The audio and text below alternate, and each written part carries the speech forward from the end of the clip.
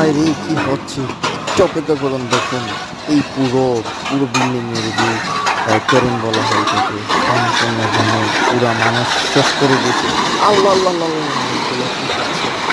হা হা হা, এই গাফিলতিকারী বড় বড় কোম্পানিগুলো নিজের কাজের কতটুকু মজবুত আছে কিনা, ঠিক আছে কিনা একটু ফলো করে না। আজ এই অবস্থা, হাজার মানুষের প্রাণের ক্ষতি হয়ে গেল রে। इसकी माँ का আল্লাহ আল্লাহ भैंसचोद।